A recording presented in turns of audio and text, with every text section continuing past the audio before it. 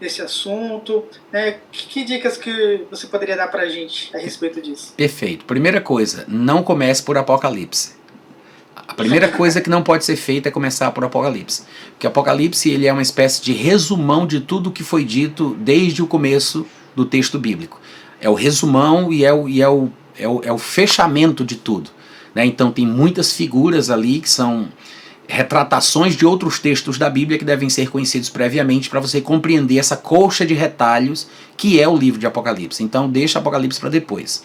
Agora, tem um livro muito bom que é básico, bastante instrutivo, da editora Chamada da Meia-Noite, que é uma das editoras mais divulgadoras de material escatológico aqui no Brasil, e eu acho que eles estão até fazendo um congresso internacional, nacional, nesse momento. Estão fazendo online e presencial. Começou essa semana, né? Eu não sei se já acabou, mas eles divulgam muitos livros. Foi fundado pelo Vim Malgo, o antigo, o saudoso Vim Malgo, e tem muita coisa boa lá. Um dos livros que eu gosto sempre de aconselhar as pessoas que querem começar a estudar escatologia é o livro 1ª e 2ª Tessalonicenses. É um comentário, versículo por versículo, de 1ª e 2ª Tessalonicenses. Tá? É um livro da editora Chamada, é um comentário bíblico sobre as duas epístolas de Paulo. E é interessante porque a 1ª Tessalonicenses e 2ª Tessalonicenses estão entre as primeiras epístolas que Paulo escreveu. Há um debate que se discute se a primeira foi Gálatas ou se foi 1ª Tessalonicenses. De qualquer forma, tenha sido Gálatas, tenha sido Tessalonicenses, 1ª e 2ª Tessalonicenses estão entre as primeiras. E logo nessas cartas, Paulo fala sobre basicamente tudo da escatologia. Ele fala do arrebatamento, ele fala da tribulação, ele fala do anticristo, ele fala de muita coisa ali. E nesse livro, que foi feito por John Walvoord, e depois, eu acho que o Mark Hitchcock, ele comentou em cima dos comentários de John Walvoord. São os dois, mas eu acho que não foram os dois ao mesmo tempo, porque John Walvoord já tinha falecido. Então, esse livro é basicamente os comentários destes dois homens sobre todos os versículos de 1ª e 2ª Tessalonicenses. E eu já li o livro todo de capa a capa, fiquei encantado. Foi um dos melhores livros que eu li sobre o assunto nos últimos anos, e eu sempre recomendo a leitura desse livro. E se alguém quiser comprar, é só entrar no site da Chamada, que é loja.chamada.com.br, e aí você vai encontrar lá vários livros, e tem esse também. É um livro fininho, mas vale muita pena ler. Tá? Então, se você começar por ele, é um bom começo. Mas se fôssemos falar sobre questões bíblicas, doutrinárias, alguns pontos importantes, a gente pode abrir um pouco mais o leque. Mas eu sempre gosto de indicar livros, porque se a pessoa não lembrar do que eu falei, ela vai lembrar pelo menos do nome do livro, ela vai comprar o livro, ela vai ler aquele livro e ela vai se aprofundar. Tá? Esse livro ele é bem básico, mas ele é o pontapé inicial para qualquer novo convertido que queira entender mais sobre escatologia. 1ª e 2ª Tessalonicenses, da editora Chamada. E tem desconto, deixa eu só dizer, tem desconto também no meu nome lá, tá? Eles colocaram um cupom para o meu sobrenome, Rufino 2021. Então quem comprar com esse cupom ganha, eu não sei quanto é de desconto, mas eles estão usando alguns pregadores de canais do YouTube e estão mandando livros para eles que são pré-tribulacionistas e oferecendo esses cupons. E eles me mandaram um livro desse de presente, eu li o livro todo de capa a capa, eu sempre recomendo para os meus amigos, eu já comprei muitos livros da editora Chamada, e quando eles me mandaram esse de presente, eles nem sabiam, né, que eu já tinha até comprado outros também. Eu agradeci, mas fica aí a dica também que ainda tem esse desconto no meu sobrenome, tá? É um cupom Rufino 2021. Eu jamais aconselharia isso, jamais, né? Se eu tivesse um filho, eu não diria pro meu filho, vá provar as coisas da vida aí, veja o que é que você quer ser, vá, prove aqui, prove ali, vá, experimente. Depois você volte aqui pro papai e diga o que é que você vai ser. Eu jamais faria isso. Então, eu costumo orientar de acordo com a minha perspectiva, não quer dizer que eu esteja absolutamente certo, mas do que eu já vivi, do que eu já estudei, do que eu sei, eu costumo orientar em relação ao que eu penso que é correto, porque é como eu vivo hoje, é como eu acredito e eu acho que é o melhor. Então, para uma pessoa se definir em relação a esta divisão porque tem várias divisões dentro da escatologia, né? Você falou aí do pré-tribulacionismo e tudo mais, porque é a divisão mais popular. Pré-tribulacionismo, mesotribulacionismo, pós-tribulacionismo. É a mais popular. Mas tem também outras divisões. Existem escolas de pensamento que são chamadas de futurista, idealista, preterista. Aí depois, em relação ao milênio, tem os pré-milenistas, os amilenistas, os pós-milenistas. Então tem várias subdivisões. Essa é só a mais popular, porque eu acho que é o lado mais prático. O pessoal quer saber se eles vão passar pela tribulação ou não. Então acabou que esse debate, essa divisão, né, ela se torna mais mencionada, mais lembrada e mais conhecida. Eu acho, no meu ponto de vista, que para a pessoa se definir e saber por que o pré-tribulacionismo é a melhor opção para o cristão, em primeiro lugar, ela tem que entender a historicidade do pré-tribulacionismo. Muita gente hoje em dia não sabe disso, é realmente ignorante ou desonesto, eu não sei, Deus é quem vai julgar os corações, mas eu vejo muitos pós-tribulacionistas que conseguem influenciar tanta gente que dizem que a doutrina pré-tribulacionista é uma mentira, foi inventada no ano de 1830, tentam atribuir a uma moça de 16 anos chamada Margaret MacDonald, tentam atribuir a John Nelson Darby, dizem que foi uma invenção nova e não sei o que, mas ou esse povo realmente não sabe da história, não fizeram pesquisa, não foram atrás das fontes históricas que mostram a presença do pré-tribulacionismo desde o século III, ou elas sabem, mas decidem fingir que não sabem. Eu não sei se é desonestidade ou se é a pura ignorância. Mas primeiro a pessoa vai saber da historicidade do pré-tribulacionismo, ela tem que estudar nos cantos certos para entender os registros que há desde Jesus até os dias de hoje sobre o assunto. Ela tem que compreender a diferença básica entre Israel e a igreja, que é uma coisa que tem confundido a cabeça de muita gente, e talvez a principal razão pela qual as pessoas se transformam em pós-tribulacionistas, porque elas não sabem distinguir a igreja de Jesus de Israel. Então, muitos textos do Antigo Testamento, por exemplo, o livro de Daniel é um livro bastante escatológico. Muita gente reconhece o livro de Daniel. Você vai numa livraria evangélica para comprar livro de escatologia, é muito comum você ver livros que se propõem a tratar Daniel e Apocalipse juntos, porque eles acham que Daniel é o Apocalipse do Antigo Testamento. Então, o livro de Daniel é um livro bastante escatológico. Em várias profecias, em várias declarações no livro de Daniel, se fala sobre o que vai acontecer ao teu povo, Daniel, no tempo do fim. É o que o anjo Gabriel fica recorrentemente falando a ele. Vem que te mostrarei o que vai acontecer ao teu povo no tempo do fim. E eis que será o teu povo, o povo santo, o povo escolhido, e o tempo inteiro. Qual é o problema? A alegorização extremada. Os pós-tribulacionistas, na grande maioria deles, são alegoristas, e eles supõem que quando o anjo Gabriel diz para Daniel que o povo de Daniel sofreria a tribulação no tempo do fim, eles acham que isso significa que a igreja vai sofrer a tribulação, porque a igreja é o verdadeiro Israel de Deus, interpretando erroneamente uma passagem de Gálatas 6,16, quando Paulo está falando exatamente sobre outras questões. Aí eles pegam essa frase que não entendem e dizem: a igreja é o verdadeiro Israel de Deus, e sendo assim, a igreja é o povo de Daniel, e quando Deus disse que o povo de Daniel passaria pela tribulação, obviamente que o anjo estaria falando da igreja enfrentando a tribulação. Então esse tipo de linha de raciocínio é uma das, no meu ponto de vista, é uma das principais razões porque o povo não entende que a igreja não foi destinada para este período de ira, este período de juízo que é a tribulação. Para falar a verdade, Jeremias capítulo 30, versículo 7, chega a dizer que será um tempo de angústia para Jacó. Mas, se você pensa que a igreja é o povo de Jacó, o verdadeiro povo de Jacó, você nunca vai entender o que realmente está escrito. Então, primeiro, tem que entender que 1 Coríntios capítulo 10, versículo 32 é um fato. Lá Paulo diz que a igreja não deve dar motivo de escândalo, nem para os judeus, nem para os gentios, nem para a igreja de Deus. Ele distingue os três povos, judeus, gentios e igreja. Enquanto o cristão não entender essa distinção e ele confundir a igreja com Israel, ele vai ser muito mais tendencioso a acreditar na interpretação pós-tribulacionista. Então, eu acredito que é importante entender a história do pré-tribulacionismo, porque hoje em dia na internet se fala muito sobre isso.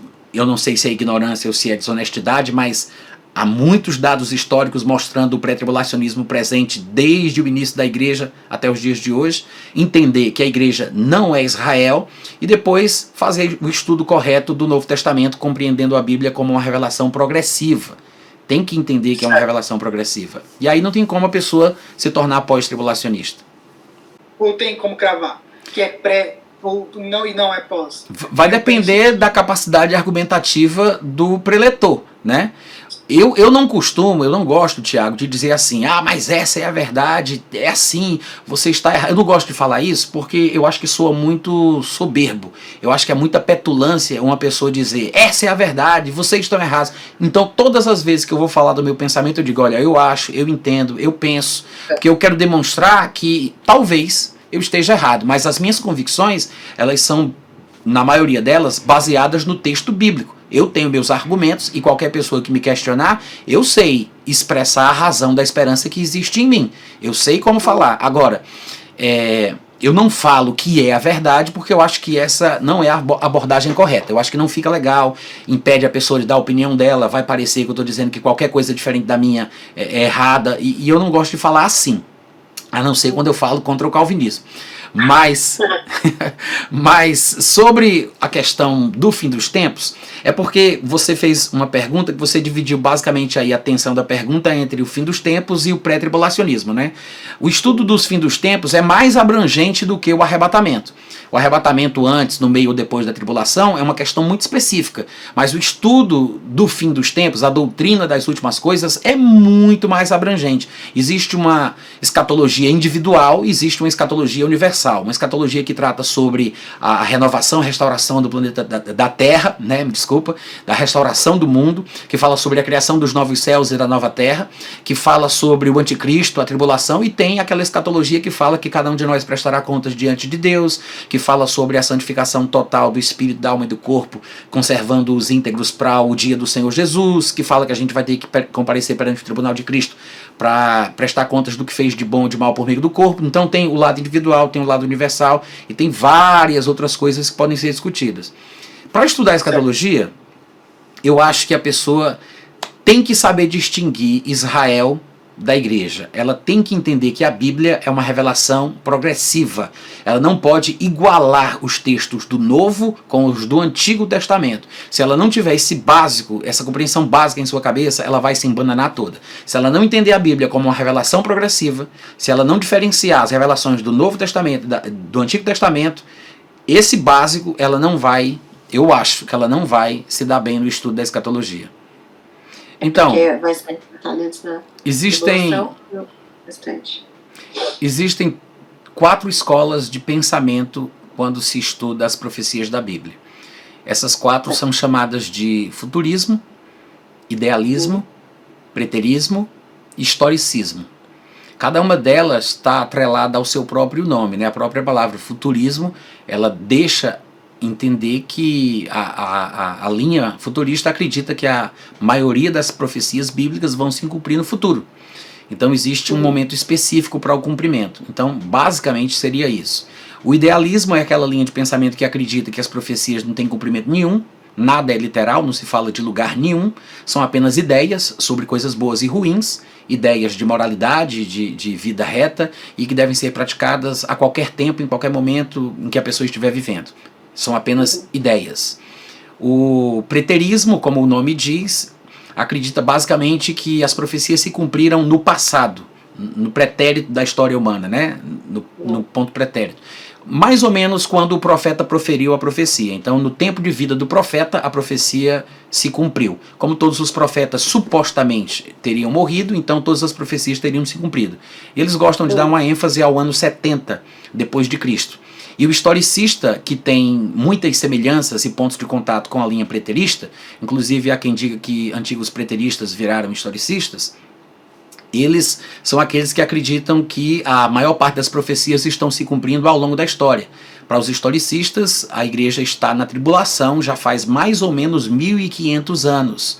Então, é basicamente isso aí. Futurismo, historicismo, preterismo e idealismo. São as linhas, escolas de pensamento. Mas as subdivisões dentro da escatologia, como a gente estava comentando aqui antes, elas existem em determinados pontos importantes. Um dos pontos importantes de discussão é o milênio. O milênio, que é o reinado de Cristo na Terra, e ele também levanta essa polêmica. Então, há quem seja pós-milenista, amilenista e pré-milenista. O que significa cada uma dessas coisas? Basicamente, o amilenista é aquele que nega a realidade do milênio. Daí o nome amilenismo. Esse A é um prefixo de origem grega que é a negação. se fosse origem latina, seria o contrário, né? Como o afivelado, a coisa envolve, a raiz envolve a ideia da palavra, mas como é um prefixo grego, então se nega, não há milênio, não existe milênio. O amilenista basicamente segue uma linha assim. E alguns deles dizem que não é que não exista o milênio, mas é porque eles interpretam o significado do que seja o milênio. Então, para eles, o milênio não é de verdade, literal, contado na ponta do lápis, como, por exemplo, para o pré-milenista. O pós-milenista, que é muito semelhante ao amilenista no sentido alegórico, eles alegorizam bastante as coisas e interpretam de forma subjetiva o que significaria a expressão 1000 anos em Apocalipse capítulo 20, eles acreditam o seguinte, que o milênio de fato é o reinado de Cristo, mas Cristo já estaria reinando hoje, o que quer dizer que já estamos no milênio para os pós-milenistas.